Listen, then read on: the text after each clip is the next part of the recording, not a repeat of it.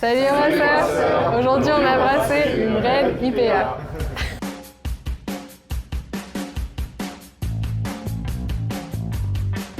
Salut les brasseurs. Alors comme vous avez pu le voir dans l'intro, ça va être une vidéo un peu différente aujourd'hui. En fait on est allé faire une session de brassage chez Hopstock, donc avec Edouard et son équipe.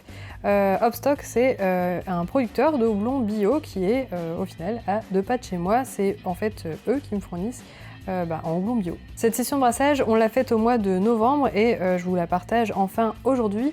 J'espère que vous allez apprécier, c'est un format un petit peu différent de d'habitude. Et nous, on se retrouve à la fin de cette vidéo pour la dégustation de cette bière. Dans notre liste de grains, on a 2 maltes caramel. On a le Ruby que vous venez de goûter et on a le Mélano. Et les maltes caramel, en fait, ils ont des dextrines et ça permet d'augmenter, d'épaissir un peu le corps et d'avoir une meilleure rétention de la mousse et une meilleure tenue de la mousse. Et ça apporte des notes de caramel parce qu'il faut savoir que la Red IPA, elle doit être un peu rouge, d'où le nom, mais aussi elle a des notes maltées et des notes de caramel. Ouais, ça c'est du blé, donc c'est le dernier ingrédient de la liste. On a mis qu'un % parce qu'en fait on va l'utiliser uniquement pour colorer. Et on a pris du blé et pas du malt parce que le blé en fait il n'a pas d'écorce contrairement au malt et l'écorce ça risque d'ajouter un peu d'astringence, un peu des notes de cendre, tout ça, et c'est pas du tout ce qu'on veut pour une Red IPA, ces notes là. Voilà, c'est ça exactement. Ouais. Tout à l'heure, on va faire donc la section des houblons parce que c'est vous qui allez choisir les houblons qu'on aura dans cette bière. On va pas commencer ça maintenant parce qu'on va être coupé avec le début de l'empâtage, mais je peux déjà vous expliquer comment on va faire. Donc on a ramené du Citra, le Citra et le Mosaïque et le Simcoe, qui sont 3 houblons américains qu'on ouvrira du coup un peu plus tard. Et on a ramené aussi du Nelson Sauvin, donc celui-là qui vient de Nouvelle-Zélande. Et on va utiliser 4 houblons en tout pour notre recette. Donc il y en a un que je ne vais pas vous laisser choisir parce qu'en fait on va l'utiliser qu'en amertume. C'est le Simcoe. J'ai choisi celui-là parce qu'en fait il a un taux d'acide alpha élevé, donc on va atteindre facilement une bonne amertume avec une quantité pas trop élevée. Et il a un taux de coémulone assez bas, ce qui fait qu'en fait l'amertume qu'il va donner, ça va être une amertume plutôt agréable, plutôt douce en fait. Et pour les autres houblons, donc il nous reste le Citra, le Mosaïque, le Nelson Sauvin, et on pensait proposer le Cascade que vous avez ici.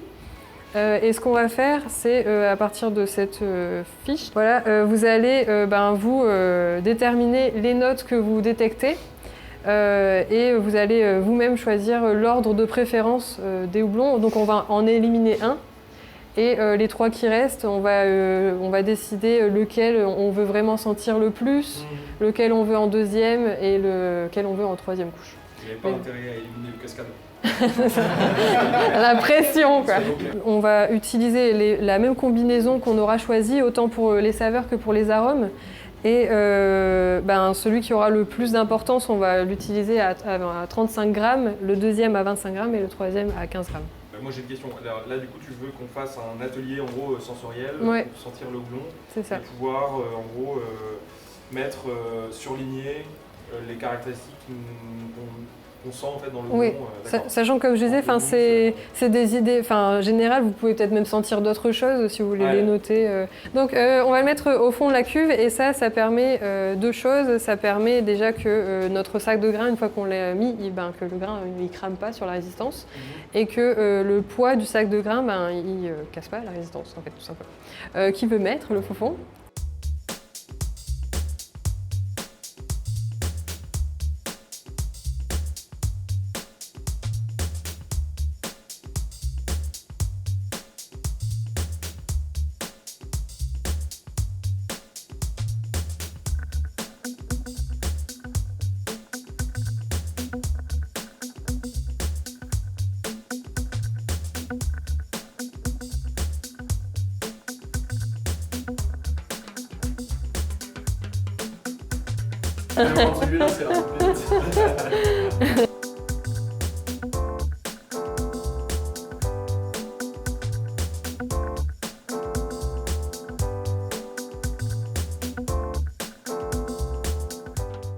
On va pouvoir commencer l'activité au niveau des houblons. Donc, comme je vous le disais, à l'arrière de la feuille, on a les tableaux pour pouvoir comparer tous les houblons qu'on va utiliser. Donc on va commencer par le Nelson Sauvin qui se trouve quelque part ici, merci. Donc vous allez prendre quelques pellettes dans votre main. Et si vous pouvez me dire le premier mot qui vous vient. Menthe. Terre, ok. Des agrumes, ouais, citron, ok. Plutôt floral, moi. Moi, je suis plus fruits tropicaux. Fruits tropicaux. Il y a peut-être un peu floral aussi. Ouais. Donc celui-là, c'est le Citra, qui a 13% d'acide alpha. Le Citra, pour vous situer, c'est le chardonnay du pinard. Tous les brasseurs veulent du Citra. Et c'est aussi la première variété produite aux États-Unis. Les plus grandes surfaces, c'est le Citra. Il y a encore quelques années, c'était le Cascade. Mais le Citra, il a été créé par une entreprise privée aux États-Unis et qui détient les droits sur le Citra. En fait, ça a tellement été une révolution un peu dans la bière, dans la révolution des arômes, tout ça, qu'il y a eu énormément de demandes de la part des brasseurs et donc les surfaces se sont peu à peu plantées avec ce houblon-là. Fruits tropicaux, ok. La pêche, ok. Donc maintenant on va passer au mosaïque. Paprika. Ok. Les huiles essentielles se font en été, juillet et août.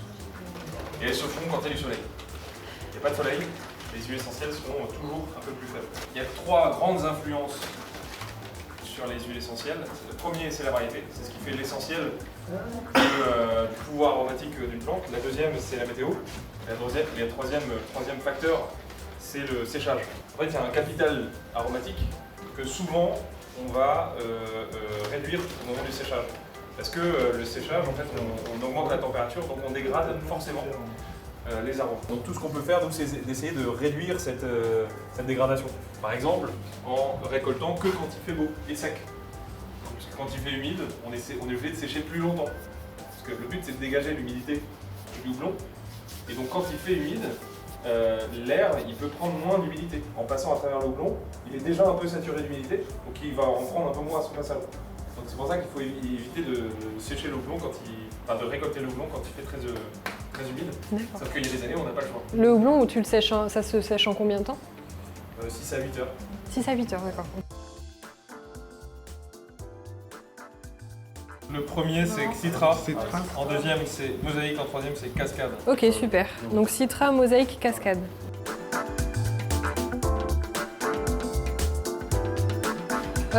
Donc c'est une bière à la citrouille qu'on a faite pour Halloween. On est parti sur une base ambrée jamaïcaine.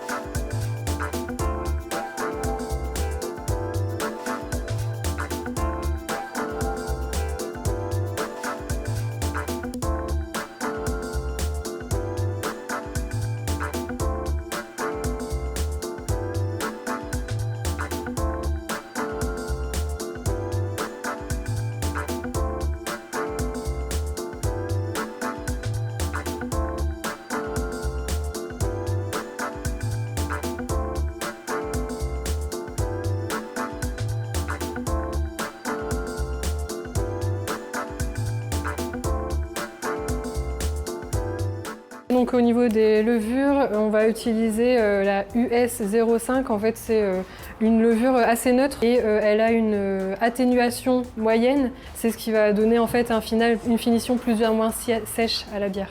Donc là on aura une finition plus vers le sec mais pas non plus trop sec. Et elle a une floculation élevée. La floculation c'est le fait que elle va faire sédimenter toutes les particules qu'il peut avoir. En fait, ce que tu vas faire, c'est que tu vas prendre ce tuyau-là et tu vas transférer là-dedans.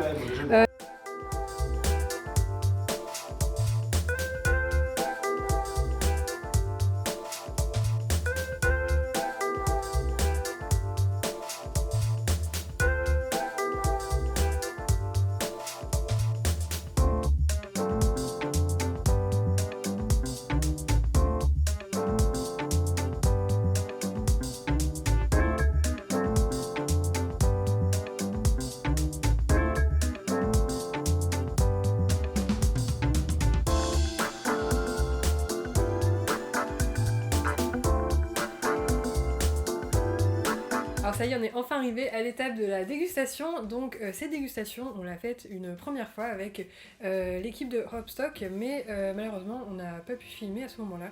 Donc je vais la faire aujourd'hui. Si vous avez peut-être remarqué, c'est pas le même décor que d'habitude. Il faut savoir que, comme vous le savez déjà sûrement, j'habite dans le nord de la France et si vous avez un peu été au courant des actualités de ces derniers jours, on a eu une tempête de vent qui s'appelle Eunice, il me semble, et du coup, il n'y a plus d'électricité chez moi depuis hier après-midi. Donc mon frère m'a gentiment accueilli chez lui et là on est donc sur son canapé. D'ailleurs il va me rejoindre dans quelques secondes pour faire cette dégustation. Mais donc comme je vous le disais, c'est vraiment une vidéo différente de d'habitude. Vous allez même avoir le droit au petit bruit de pas de la bassine du dessus. Donc voilà, comme je vous le disais, c'est une vidéo vraiment différente. La semaine prochaine tout rentrera dans l'ordre et je continuerai avec Eduardo à faire mes dégustations et mes vidéos habituelles. Donc pour en venir à la dégustation, comme je vous le disais en début de vidéo, c'est une bière qui a été faite au mois de novembre. À la base elle devait être dégustée au mois de décembre avec toute l'équipe, mais il y a eu quelques aléas qui ont fait que on l'a dégustée il y a 2-3 semaines je dirais. Donc voilà, comme c'était pour du coup le mois de janvier, j'ai fait une petite étiquette dans le thème quoi, hein, du nouvel an, donc la voici. Et donc mon frère va me rejoindre pour la déguster. Eh ben bienvenue dans mon appartement. Bon, du coup c'est cool, tu gagnes une dégustation de bière, c'est pas mal quoi. Franchement ça va, j'en suis assez content. Alors est-ce que t'as déjà goûté une Red IPA? Eh ben pas que je me souvienne, non. Non. Merci beaucoup. Ok, donc on va commencer par les arômes. D'accord. Elles sont fort le houblon. Ouais. Je sens des notes citriques. Bon, sachant qu'encore une fois, comme je disais, elle a été brassée quand même au mois de novembre, donc ça fait quelques mois.